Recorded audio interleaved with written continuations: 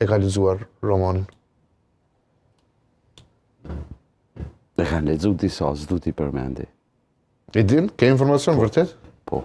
Po një gjithë lider që i kem. Ti pse s'po vet kush e ka kuptuar? Kush ta merr mendje që e ka lexuar nga liderët aktual? Është tamam fantastik fakt. Ai shkar mua më ka lënë përshtypje që vizatohet Kosova, por nuk përmendet Kosova në gjithë. Po Albin mas pari në mondin e zotit Mendova që do më pyet për Kongën. flitet për Kongën kushtu liderit të VV-s. në roman flitet për administratat të shkruajnë me cit në ndërkombëtare, sidomos ato të kombëve bashkuara në gjithë anëjnë për botë, sepse ajo është univerzalja e romanit. Nuk është veç Kosova që Kush ta merr mendje që lexon ende romanin nga?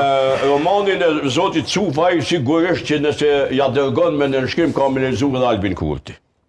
Okej. Kush po thotë që se ka Bele lexuar? pretendenti kryesor me lexuar. Kam përshtypjen që e ka lexuar Kurti po. Edhe është një kapitull për bojlerin njerëzit me cilin ne kemi punuar, mund kanë folë për romanin e Cufajt. Ambasadori ka shkruar për bojlerin, bashkë ka kushtuar Albinit, a de? Nëherë ka thonë, që ka thonë nëherë bojlerit tani. Filtera tani bëjnë. A ke shkruar për filter apo për bojler? Kthehemi në studio, e gjeta atë vjershën e Fatonit për Po liderin? pasha zotë që ashtu ke që Fatimi a gjonë, sa e merret me poezit e vezë. Se po, ta dëshirë ta mbyll këtë emision me Milajm Zekën duke i thënë ato vargjet Fatonit. Unë të thash që edhe për poezit, edhe për këngët, edhe për Njerëzit na kanë djegur deri në mes natë, e meritojnë një buzëqeshje në fund. Si ishte ajo? Toka Sofra. Sofra jone bekume.